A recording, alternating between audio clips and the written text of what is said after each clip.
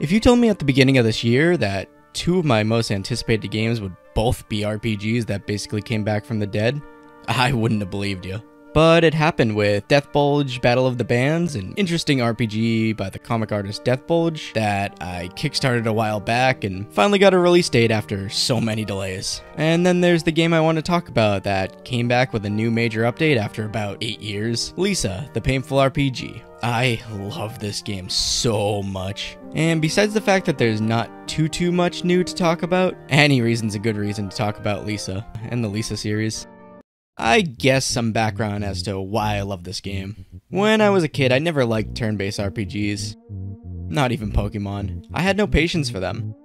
Nowadays, they're fine. The ones I tend to really like the most are the ones with a unique style, interesting battle system, a decent or funny story, and all that applies to Lisa. Lisa is definitely in my top 5 favorite games. Maybe even number 1 if I can make up my mind. The story is that sometime after an event called the Flash happens and all women on Earth disappear, sending the world into chaos and making the sun always shine, except for the new stuff.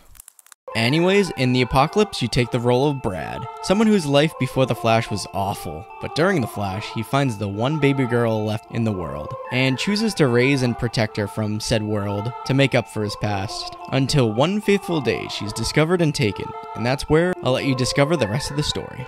But to be honest, the story is great, but it's definitely the thing I don't like as much as the rest of it, because I love this game. I love how funny it is, the simple and fun combo system where you use WASD to attack and chain a combo to make a special attack. The environments, the way too many party members, the joy mutants, the regular enemies and bosses, and just way too much to talk about. There's a reason this is one of the only games I've actually 100%ed. Now time for the definitive edition stuff.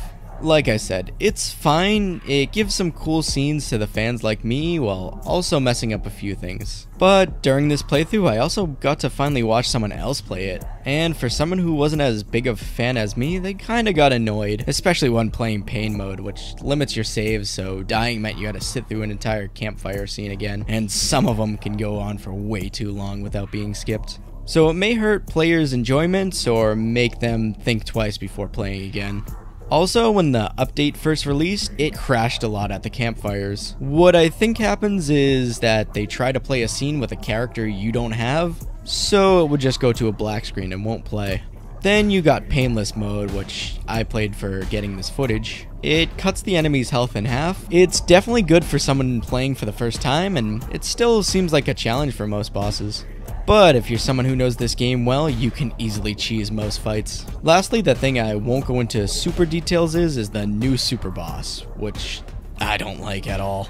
It's way too tedious no matter how you play it. Normally, or the strat I use, since you gotta run away from the fight, and you gotta do 2 other fights before getting back to the super boss. I managed to beat it on my second try using a different method of fighting it other than the normal way you're supposed to, but the friend who I watched play did it normally and blue screened about an hour and a half into the fight. Yeah, if you beat this boss right, it could take up to 2 hours, and you don't really get much besides bragging rights from it. It's only accessible at the end of the game, meaning leveling up your party doesn't matter, so I guess it's cool story-wise, but not fun or game-changing. But at least the new songs are still amazing. Now, the main reason why this update was released, and that's the console ports. I didn't get one of the ports yet, but I'm happy they're now on console, so that way more people can experience the game. I get some of the changes they had to make and don't really mind them, but I'll never forget what they did to work harder. May you rest in peace, Doolin.